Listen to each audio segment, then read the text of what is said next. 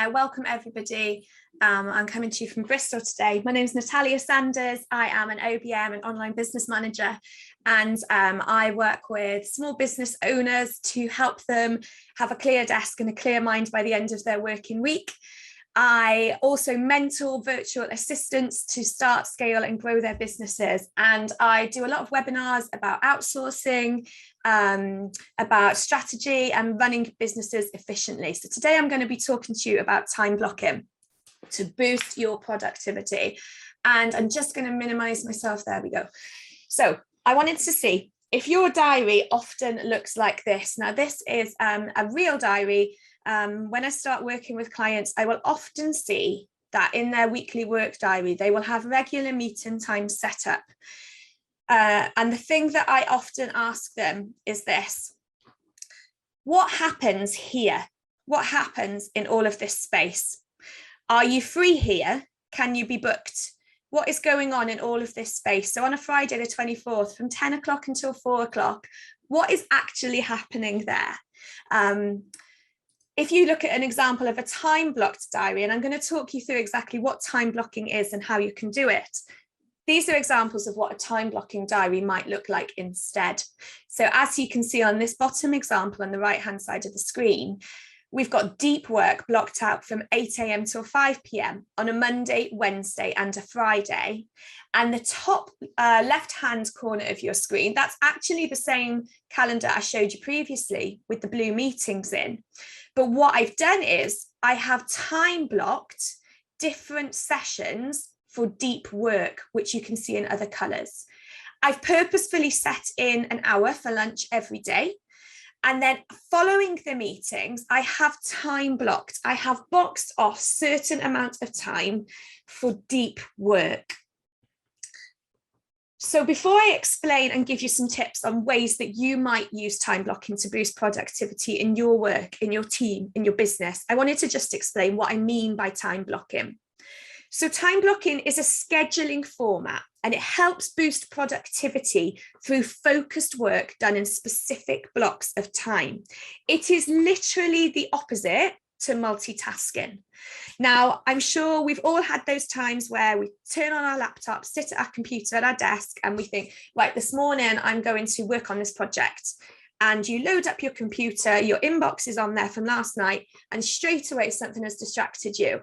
So easily done. If, however, you approach your day with time blocking, when your calendar is set before you even start your day, you're not going to allow yourself to get distracted. Time blocking can add clarity, intention, and important boundaries to your workday. So if, as I know many of us business owners do, if you're feeling like you're slightly out of control of your own work calendar, if things keep happening to you rather than feeling like you're using intention in the way that you work, time blocking might be something that's really important for you to consider. Because ultimately, we all want to be doing our high quality work, our best work, our most focused work in the best time we can. And that high quality work depends on two things. It depends on the time we spend doing it and our level of focus. So if we rush something, we've got minimal time, we might not be very focused. But if we intentionally set some time to focus on one thing at a time, our quality of work, our effective decision making soars. And time blocking is a term that was popularized by computer science professor Cal Newton, author of Deep Work, a book that you might want to look into. Also on his website, he's got loads of blogs on the topic with some quite practical tips of how he does it. I wanted to share this quote with you to encourage you to consider if you can afford not to time block and boost your productivity.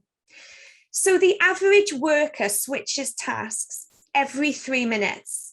And once distracted, a worker can take nearly a half hour to resume the original task they were working on. So every time you attempt to multitask, you lose time. I'd like to invite you to just picture that for a moment. Say if at 9 o'clock you're at your desk, you are ready to type up that report from yesterday's meeting, and your Outlook bings at the bottom of your screen, sounds urgent and action is needed, so your focus is distracted. Once you've read that and you've decided that you're not going to do that now, you're going to go back to your first task. It's going to take you a lot of time and bandwidth to get back into what you were doing. Whereas if you minimize distractions and you purposefully plan your time to allow you to approach one thing at a time, your flow, that fluid work state, is really compounded and you will work with much more efficiency. So I'd like to encourage you to ask yourself, do I have time for time blocking? Now I've got clients, I have one-to-one clients as an OBM who will say to me, Natalia, I don't know if I have time to sort out time blocking. And my answer to that is, do you not have time?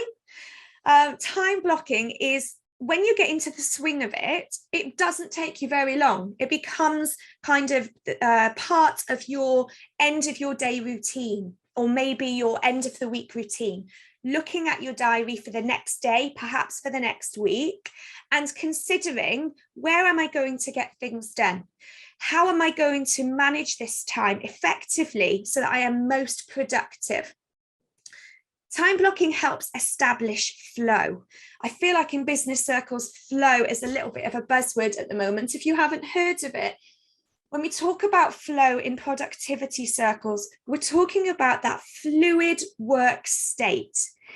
It is that type of working where you get into your flow and suddenly it's 2 hours later and you have that thought, gosh, where did the time go? Goodness me, I had no idea that was the time. Because you're in that flow, your focus is at maximum efficiency and you are not allowing yourself to be distracted. Some tips to help maximize flow. For some people, they find having kind of quiet, mindful, or classical music on in the background can be really helpful to maximize flow and block out any external distractions, particularly if you're out working or in a co-working space.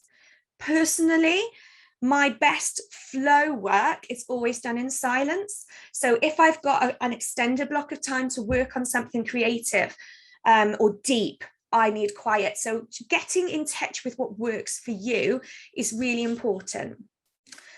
Time blocking allows you to minimize distractions, because when you time block in your diary and your calendar, both for yourself and for your team, you are allowing yourself less distractions. It gives you more mental bandwidth because all those other channels and thoughts in your head are taken care of. When you know that you've dedicated 30 minutes, an hour a day, whatever's necessary for you, to go through your inbox, or you've boxed off 2 hours to do your social media engagement, or you know that every Friday morning you upload your receipts to your finance software, when you know you've got everything you need to do blocked out in your timetable, you make less errors. You give yourself less time for mistakes by broadening your focus in each dedicated time slot.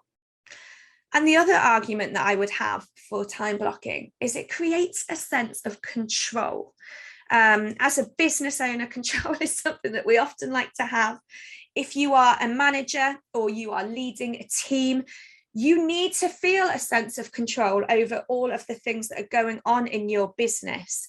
And time blocking allows more control because it reduces the stress and anxiety of those odd little thoughts that can pop in. Maybe when you go to get a coffee, oh gosh, I need to reply to so-and-so from sales, etc. And it creates a sense of control because it allows you to have more effective decision making. Think of how many decisions you probably make in a day. I'm sure there'll be some scientific stat for that on the internet somewhere. We're constantly making decisions in our business, in our teams, in our work. And when we have lots of kind of tabs open mentally, it can be really difficult to do that. Allowing your diary to be time blocked gives you better decision making. So you might be thinking, okay, Natalia, right, I'm with you. How do I do it? These are my 5 tips.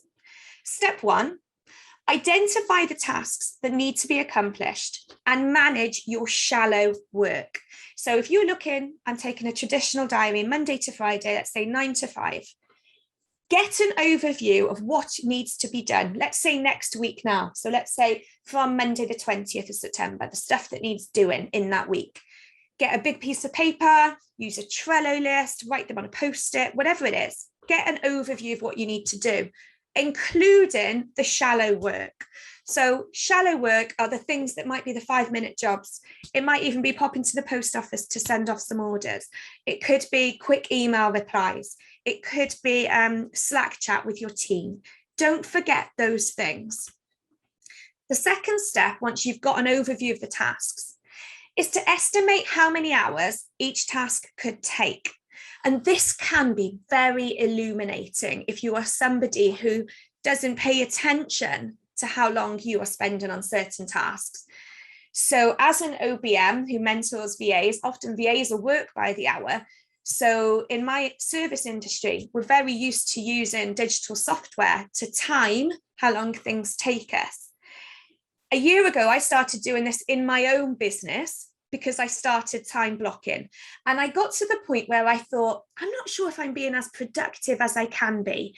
I keep getting distracted. I'm allowing myself to get distracted.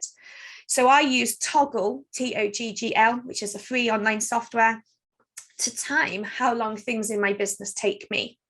So what that does is it allows you to time block, because I know that it's going to take me, say, an hour to do my receipts. It's going to take me 2 hours for my team call, etc. The third step is to decide how much flexible time you allot in your schedule. Now, that is really important. With my clients, when I've set this up for them, we need to be very realistic that life can get in the way. You need to have a lunch break. It's really important that we all get outside and get some fresh air for our own mental health and get away from the screens. Block that in your diary, because if those important things are not in your calendar, I'd encourage you to question, do they happen? If your lunch break isn't plotted into your diary, does that mean people can book you in your schedule and therefore you don't get your lunch? Those little things, decide how much flexible time you need. Then review it. So if you look at your digital diary for next week and you've plotted in the tasks, review it and ask yourself, is this realistic? Could I actually do all of my content creation on a Tuesday? If I'm going to do the content creation on a Tuesday, I need to make sure I've got my graphics from my graphic designer on a Monday. Try and work through it, do the thought process, because what that's going to allow you to do is when you get to next Tuesday, you've got all the stuff you need and you can crack on and be really efficient. Once you get into the swing of this sort of system, of the way of planning your diary, I would encourage you to just have, say, a 15-20 minute slot at the end of your working week, so on a Friday. So for example, I have 2 client calls on a Friday for 30 minutes each, where we just look at the next week's diary and together we will do the time blocking and we will say, right, so your son's got an appointment there. Well, that means that's going to get moved, but you can't focus for 30 minutes because that's an important task. So what do we need to move around? Once you get into the swing of being proactive with your calendar rather than reactive, your whole sense of control around your work can change. And lastly, implement your favorite time blocking app with your calendar, or set up yourself a way of doing it. And I'm going to explain that in a minute. I'm going to share some apps that suit digital calendars really well. Before I do that, I want to explain the 4 types of time blocking. There's the really simple one in the green. I will reply to emails from 8 till 9 a.m. every day. That works for quite a lot of my clients. A lot of people like to start their working day just having a bit of a scan of those emails, getting back to anybody who might have got to them yesterday, and knowing that you have one designated hour for your emails is really good mentally, because once you've replied to those emails and you've communicated with everybody you need to, you close your inbox. Sometimes when I say that to business owners, they get a little bit jittery. Close the inbox, because you've done your reply. So anything that comes back in for the rest of that day from 9 till 5, you know, tomorrow you've got the time to reply to it. So you are not quite as reactive with your emails. That can be similar for any type of digital communication that you use in your work with your team. Anything in Teams, in Slack, in Trello, social media, DMs, WhatsApp, Voxer. I mean, the brilliant thing is that we have all these tools to work digitally, but the downside is the notifications. And I'd really encourage you to get quite strict with yourself on that. So that's one way of time blocking. It's keeping a consistent hour or more, or half hour, whatever, every day for the same task. Another way, one of my clients loves this actually, is task batching. So then you'd say, I will create all my social media captions on a Tuesday morning. So at a designated time every week, you will do the same sort of task. So you might say, right, all day Thursday, I'm going to do my accounts and my finance admin. Or if you are somebody who has a lot of calls or who manages a team, you might say, right, all of my calls are going to be on a Monday. So Monday, I will have calls with all of my clients and my team, which will allow me to do the focused work that results from those calls on the rest of the week. You might want to do that day theming. Mondays are for content creation. Wednesdays are client facing. Thursdays are report writing. Again, thinking about, if you think of your laptop screen or your computer screen as a reflection of how many tabs are open in your brain, if you've got your kind of accountancy software, your social media scheduling, your team chat, your inbox, your office suite, all these things are open. Every single thing is demanding your attention. By allowing yourself to theme your week and your concentration, you are maximizing that state of fluid flow, which is how you're going to get your best work done. The last type of way of doing it is time boxing. So setting aside boxes of time to be very strict with things. That doesn't have to be every day. And those boxes of time might shift around depending on what you're doing. The example I've put is I will set aside 3 to 5 p.m. strictly to engage with my social media audience.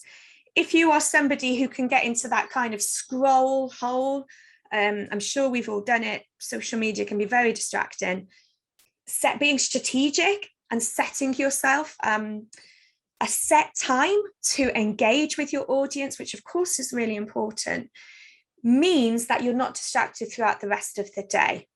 And as an OBM, I haven't got this on here, but it just seemed, it's come to my mind as I'm talking about it, turn off your notifications. So anything on your mobile phone, on your work phone, turn off any notifications. Because if you're time blocking really well, the last thing you want is an Instagram DM popping up and totally losing that concentration. Okay. Now, I'm imagining that most of you are going to be using Outlook or Google Calendar as a digital calendar to run your business, synced with your emails. I think that's my assumption. And personally, I use Google Calendar, and the way that I time block is through like those images that I showed you at the front of the presentation. So what I do is I will just drag and drop a time, and I'll put a title in the box. So I might say finance admin. And I'll just drag it down, say 10 till 1, finance admin. And I'll color code my calendar. So I've got VAs who work for me so that when they see that a certain bit is blue, they know that they can't change that. That is my time. However, there are time blocking apps, some free, some paid for, that you can add to your Google or your Outlook calendar that really help manage time blocking. And some of them are particularly brilliant if you manage a team and you're trying to increase their efficiency and their productivity. So these are just a few that I found useful with my clients. The main one is Plan. So Plan is a free time blocking app that connects to Google and Outlook. It calls itself your work concierge. So it will link with Salesforce, Jira, email, your calendar. It's really good for teams. It pulls everything into one view. To be honest, a lot of these 5 will do that. So if you're someone who manages multiple calendars, If you're somebody who's constantly having to look at different people's calendars, Planner's a really good way for giving you an overview schedule for your day. The next one I quite like is Sunsama. Now that integrates with Slack, Trello, Asana, so any kind of those main project management tools that you might use digitally. It helps you plan your day. It's got quite a modern interface, and it's quite clean. If you are somebody who quite likes using Trello or Asana with the kind of checklist displays and timelines, then I would recommend Sunsama. They have different pricing strategies for them. How our stack is for comparing estimates to actual time spent on tasks. Previously, I talked about using a digital timer to get very clear on how long you and your team perhaps are spending on certain tasks. How our stack does is it's a visual scheduler, and it's really good at insights. So it will collate how long you and other people, if you have a team, are spending on certain tasks. It will suggest time blocking for you. So it might say, you thought you spent 3 hours on social media content creation, you actually spent 10, and this is where it could fit better in your diary. It's an app that encourages you to streamline your work. So it's really good to try and boost your productivity because it gives you really good suggestions. It also gives good suggestions for your team. So if you are trying to support or encourage other people with time blocking, with their productivity, with how they're working, our stack might be good for you. Planyway is brilliant if you are a Trello user. It's a visual project management tool for Trello. So if you're somebody like me who has umpteen Trello boards for different clients and different projects, Planyway collates them all onto one screen. So I've talked quite a lot this morning about quietening those mental distractions. Using an app such as this, where everything is in one place, can be really useful. It has quite a nice interface. If you edit something on it, it integrates really nicely with all the Trello boards, and it's one place to get all your notifications. And then lastly, TickTick Premium is a to-do list with time blocking features. It's mainly just for calendars. So if you particularly are not happy with your calendar or you want it to look slightly different, then you might want to look for TickTick Premium again, which is a paid service. So those are some apps that you can integrate into your calendar. Again, personally, and I manage this for clients, I use Google Calendar, and I know Outlook can be exactly the same, and I would use color coding for time blocking.